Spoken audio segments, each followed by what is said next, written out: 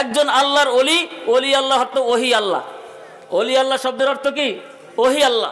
আগের জামানায় নবী আলাইহিস সালামের কাছে জিবরাইল আলাইহিস সালাম ওহি নিয়ে আসতেন, কি ঠিক না? খোঁজ খবরই দিতেন।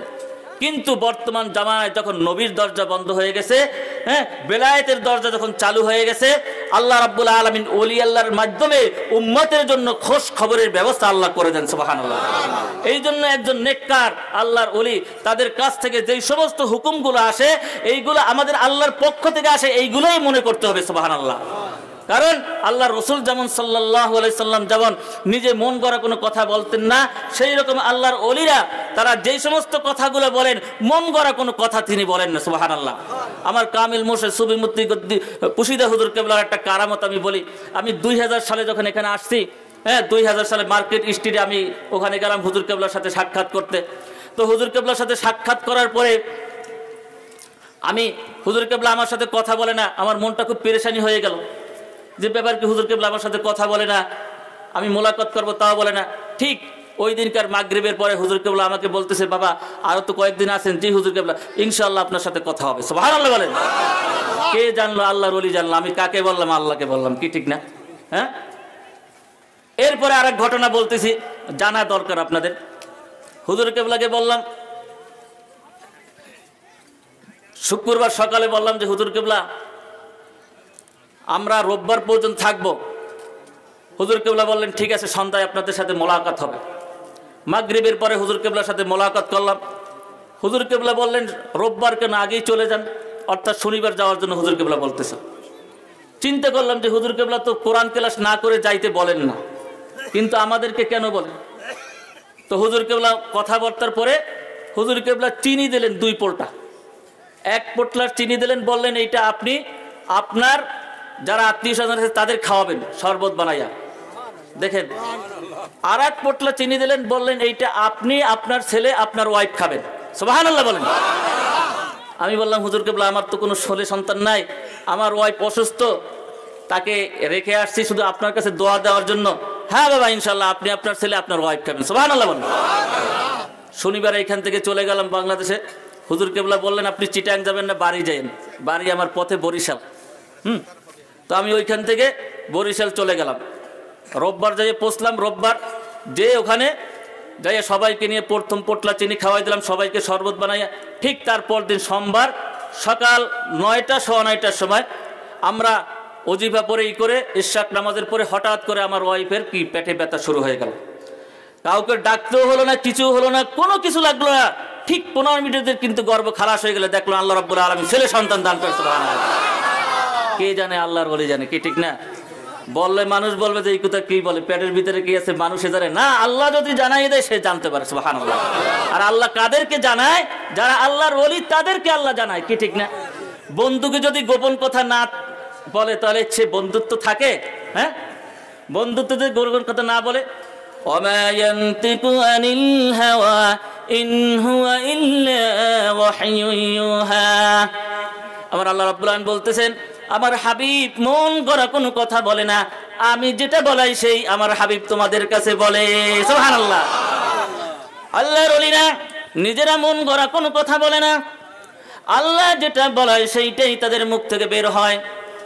আর ওই সমস্ত কথাগুলো যারা বিশ্বাস করে তারাই আল্লাহর ওলির বন্ধু হতে পারে, তারাই কিয়ামতের মাঠে তারা নাজাতের ব্যবস্থা হইতে পারে। সুবহানাল্লাহ। একমাত্র সারা পৃথিবীর বুকে একটা কথা জেনে রাখেন, যদি আল্লাহর কাছ থেকে কোনো ওলি কোনো কথা শুনে শুনে বলে, সেটাই হলো হুজুর কেবলার এই দরবার, মাওলানা আজান কাসি রহমাতুল্লাহ দরবার। সুবহানাল্লাহ।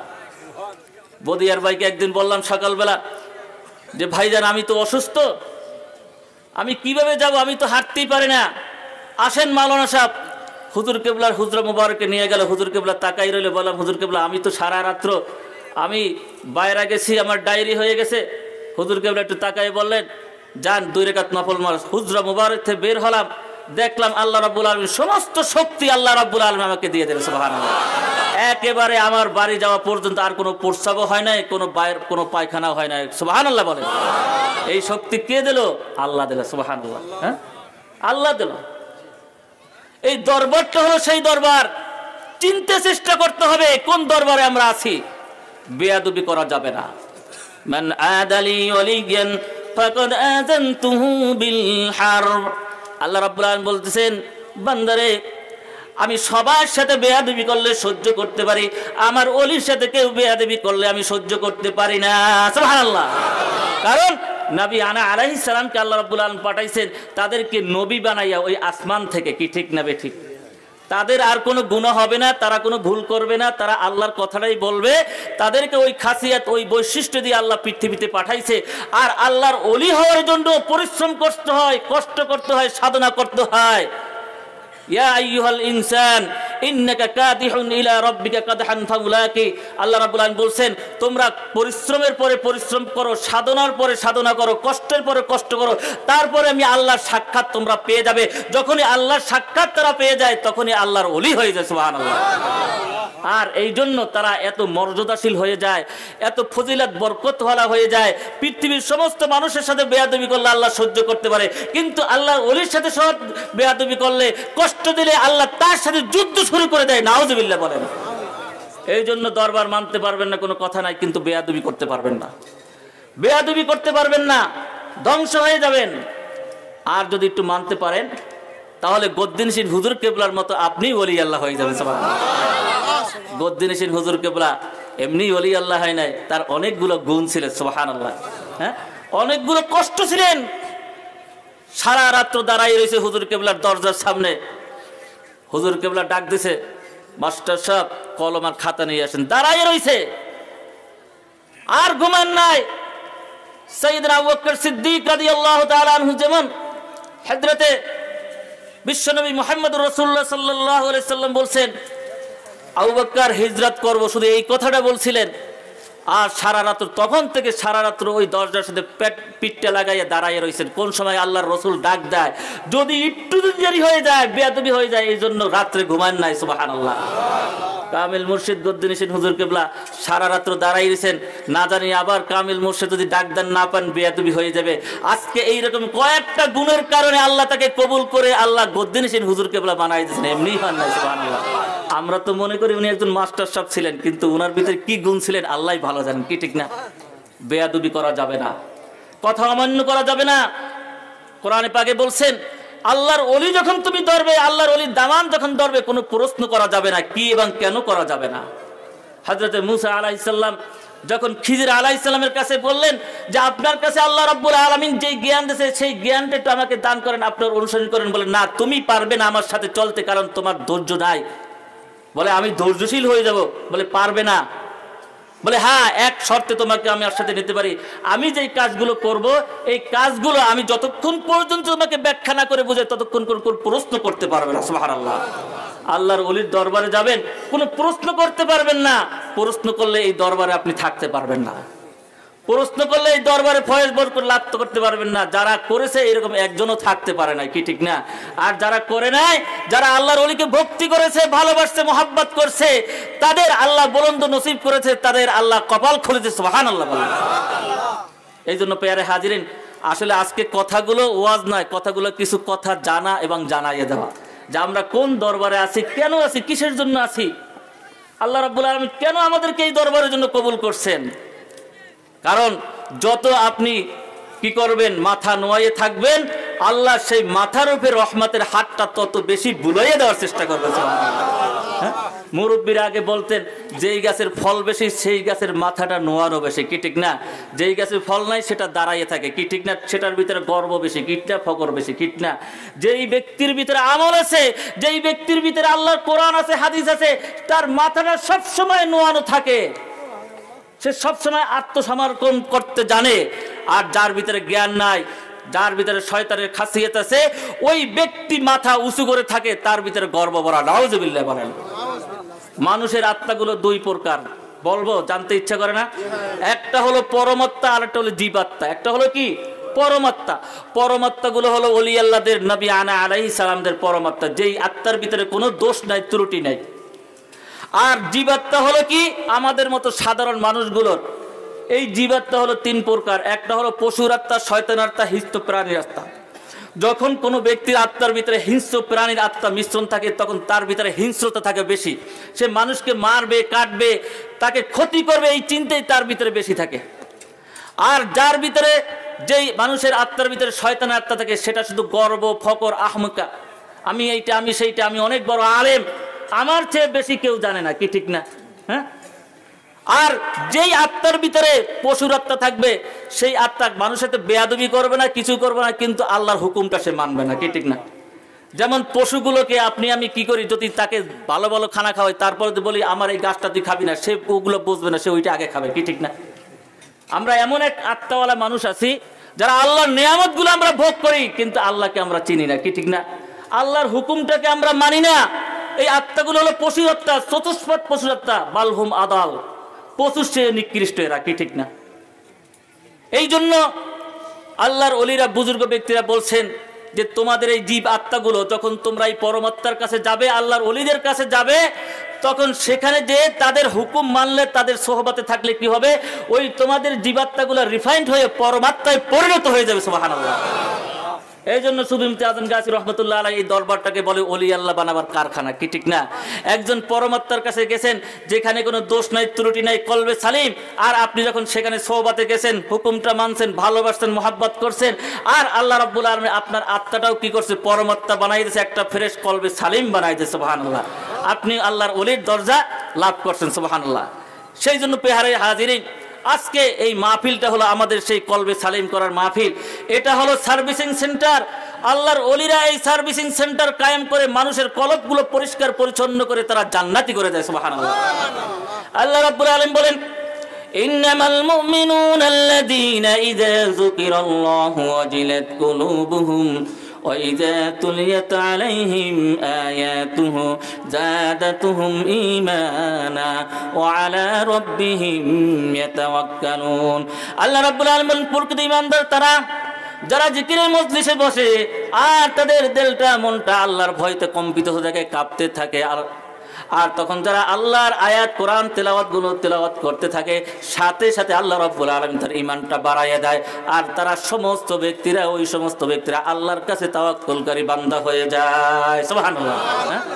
আল্লাহ রাব্বুল আলামিন বলেন, ইন্না আখলাসনাহু খালিসাতান যিকরাদ্দার, আমি পৃথিবীর বুকে কিছু কিছু মানুষকে খাঁটি করে, খাঁটি কাজের জন্য নিযুক্ত করে আমি দুনিয়াতে পাঠাইছি। তারা ওই আমার কাজটাই করবে, দুনিয়াতে অন্য কোনো কাজ করবে না। তাদের ওই ছোটবেলা হইতে আমি আল্লাহ রাব্বুল আলামিন ওলি আল্লাহর একটা খাসিয়াত সৃষ্টি করে দিব, মায়া দয়া ঢুকাইয়া দিব, তারা আবার বন্ধু হয়ে যাবে আর মানুষের উপকার করবে, মানুষ আমার আল্লাহমুখী করে দিবে। সুবহানাল্লাহ। সেই জন্য পেয়ারে হাজিরিন, বর্তমান গদ্দিনশীল হুজুর কেবলা, আমরা তাদের ইতিহাস জানি যে ছোটকাল হইতেই হুজুর কেবলা মায়াশীল, দয়াশীল ছিলেন। এখনো বর্তমানে হুজুর কেবলার কাছে এত মায়া, এত দয়া, কেউ কোনো অন্যায় করলে তারপরে হুজুর কেবলা কি করেন না, কঠোর ভাষা ব্যবহার করেন না। হুজুর কেবলা তাকে বুঝান, বাবা এইটা সেইটা, যেই আপনি অন্য কোনো মানুষের কাছে এই মায়া দয়া আপনি পাবেন না। সুবহানাল্লাহ। হ্যাঁ, হুজুর কেবলার কাছে আল্লাহ রাব্বুল আলামিন এই গুণটা দিয়েছেন। সুবহানাল্লাহ বলেন। এই জন্য পেয়ারে হাজিরিন, আজকে আমরা আসছি আমাদের সেই কলবটাকে পরিষ্কার পরিচ্ছন্ন করার জন্য, আমরা আল্লাহর কাছে সেই মাগফিরাত কামনা করার জন্য যে আল্লাহ আমাদের জন্য কিয়ামতের মাঠে এই মাহফিলটাই তুমি আমাদের জন্য নাজাতের ওসিলা বানাই দাও। সুবহানাল্লাহ। আল্লাহ রাসূল সাল্লাল্লাহু আলাইহি সাল্লাম যদি হযরত ঈসা ইবনে মারইয়াম আলাইহিস সালামের সেই পুণ্যভূমির কাছ থেকে যদি বরকত হাসিল করার জন্য যদি 2 রাকাত নফল নামাজ পড়তে পারেন, আমরাও এইখানে এই নফল নামাজের মাধ্যমে আল্লাহ ওই রকমের বরকত হাসিল করার ব্যবস্থা আল্লাহর পক্ষ থেকে হয়ে যাবে। সুবহানাল্লাহ। সেই জন্য পেয়ারে হাজিরিন, আমরা সবাই ইনশাআল্লাহ, সময় গেছে, এই জন্য আমরা ইনশাআল্লাহ প্রতি বছর আমরা এখানে আসব, প্রতি বছর এই মাহফিলে এসে আমরা বরকত হাসিল করার জন্য চেষ্টা করব। দেখেন আল্লাহর ওলি কত রিয়াজত করে, কষ্ট করে এইটা আবাদ করে গেছেন। হ্যাঁ, আর আজকে উনি ওই হুজরা মুবারকে বসে রয়েছেন, তার মনের ভিতরে কোন আকাঙ্ক্ষা, কত দুঃখ যাতনা, আমার বাড়িতে এত বিশাল মাহফিল হইতেছে কিন্তু আমি যাইতে পারতেছি না, কি ঠিক না? বিশাল একটা কষ্ট না? কিন্তু না, আল্লাহ রাব্বুল আলামিন এইটাই ওনার জন্য কোরবানি করে দেন। সুবহানাল্লাহ। এইটাই ওনাদের জন্য কোরবানি। আর তারা এই গদ্দিনশীল হুজুর কেবলা হয়ে আজকে আল্লাহ তারা দুনিয়াকে কয়েদখানা বানাই দিয়েছেন। আর এই দুনিয়াতে কয়েদখানা বানাবার পরে আল্লাহ যখন তাদেরকে মুক্ত করে দেবেন, আল্লাহ রাব্বুল আলামিন ঘোষণা করছেন, সানুরিহিম আয়াতিনা ওয়া ফিল আফাকি আনফুসিহিম। আল্লাহ রাব্বুল আলামিন কোরআন পাকে বলতেছেন, আমার এই বান্দারা দুনিয়াটাকে যখন জেলখানা বানাইছে, তাদের খাওয়া নাই, দাওয়া নাই, আরাম নাই, আউস নাই, কিছু নাই, শখ নাই, কোনো কিছু নাই, কিন্তু তারা যখন দুনিয়া থেকে আসবে আমি আল্লাহ সারা পৃথিবী তাদের জন্য মুক্ত করে দিব। সুবহানাল্লাহ। এই জন্য ইনশাআল্লাহ আমরা বলতে পারি আমাদের 4 কামেল মুর্শিদ যারা পুষিত হয়ে গেছে তারা আজকে মাহফিলে উপস্থিত হইতে পারে ইনশাআল্লাহ, বেশক তাতে কোনো সন্দেহ নাই। সুবহানাল্লাহ, কি ঠিক না?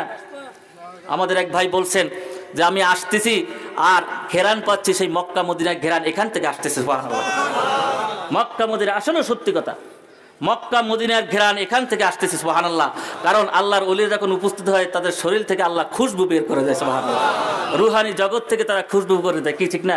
আল্লাহর ওলির রুহানি জগৎ এখানে আসতে পারে না? পারে না? কি বলেন, পারে না?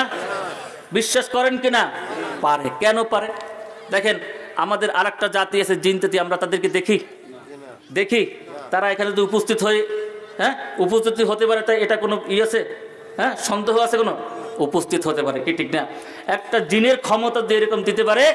আর আল্লাহর বান্দারা যখন এই রকমের আল্লাহকে ভালোবেসে মহাব্বত করে সবচেয়ে বেশি প্রিয় হয়ে যায়, আল্লাহ ওই জিন ফেরেশতাদের সেই উচ্চ মর্যাদা ক্ষমতা আল্লাহ তাদেরকে দান করে। সুবহানাল্লাহ,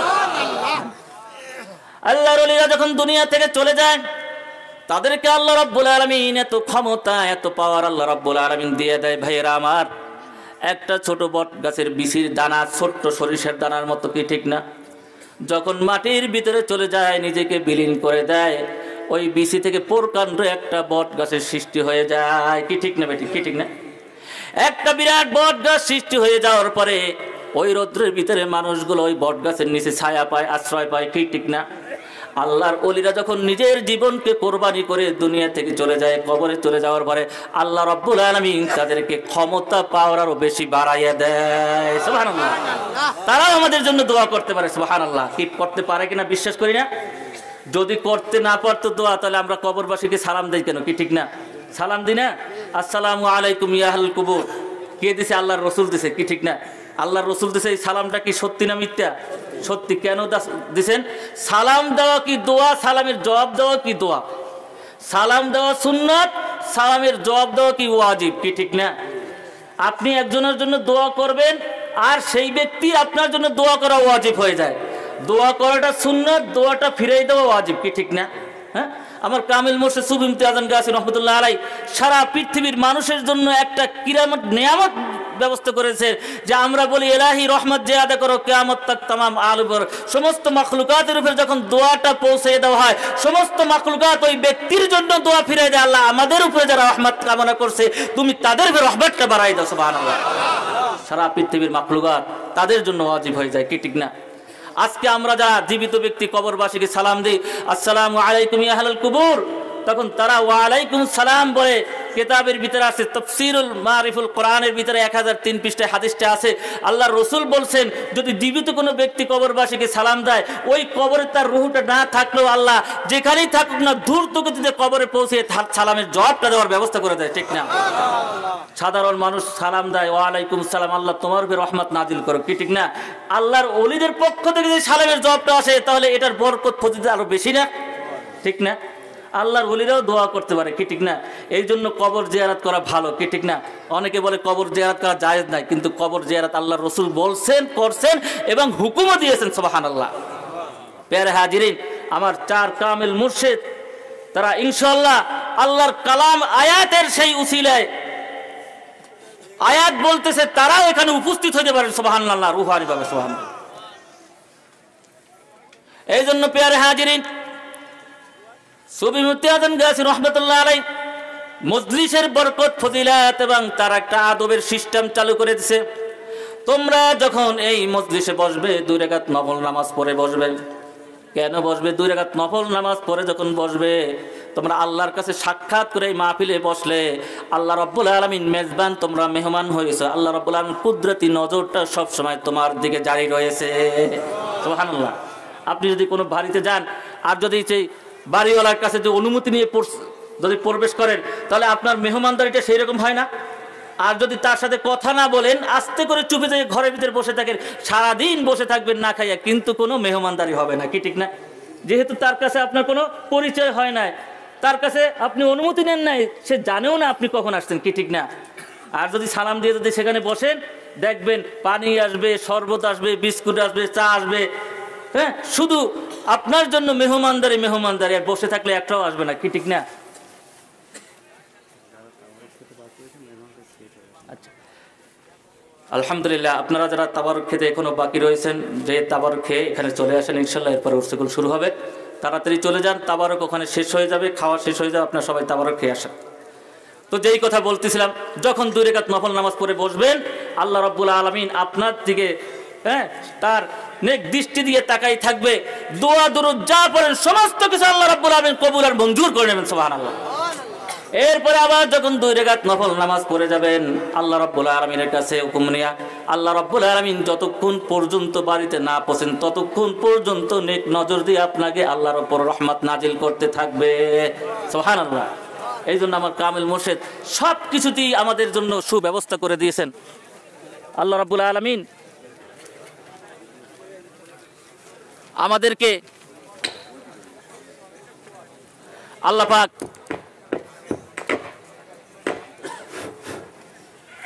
তো ইনশাআল্লাহ তাবারুক খেয়ে সবাই চলে আসবেন।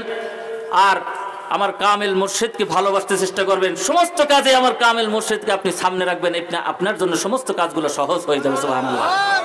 আল্লাহ রাব্বুল আলামিন আমাদের সকলকে আমল করার তৌফিক দান করেন ইনশাআল্লাহ। এখনই তো এই জন্য আমরা এই বছর যারা উপস্থিত হয়েছি, আগামী বছর আমরা আরো বেশি বেশি উপস্থিত হওয়ার জন্য চেষ্টা করব ইনশাআল্লাহ। আমার জন্য, আপনাদের জন্য আল্লাহ রাব্বুল আলামিন এই নিয়ামতের বরকতের দরজা আল্লাহ রাব্বুল আলামিন খুলে দিয়েছেন। আমরা সবাই আমার কামিল মুর্শিদের নকশবদের কদমে চলার জন্য চেষ্টা করব, কামিল মুর্শিদের দোয়া নেওয়ার চেষ্টা করব। কামিল মুর্শিদ যেই কথাটা বলবে সেইটাই আমরা আল্লাহর হুকুম মনে করে সেই কথাটা আমরা মানার জন্য চেষ্টা করব ইনশাআল্লাহ। তো আল্লাহ রাব্বুল আলামিন আমাদের সকলকে আমল করার তৌফিক দান করুন, আমিন। ওয়া আখির দাওয়ান আলহামদুলিল্লাহি রাব্বিল আলামিন। হাক্কানি দুরূদ শরীফ পড়ি। আল্লাহুম্মা সাল্লি ওয়া সাল্লিম ওয়া বারিক আলা আবদিকা ওয়া রাসূলিকা মুহাম্মাদিন সাইয়্যিদিনা মাওলানা নবিয়িনা মুহাম্মদ ওয়া আলা আলিহি ওয়া সাহবিহি ওয়া আওলাদিহি ওয়া যুররিয়াতিহি ওয়া আসওয়াতিহি ওয়া আসহাবিহি ওয়া আউলিয়াইহি।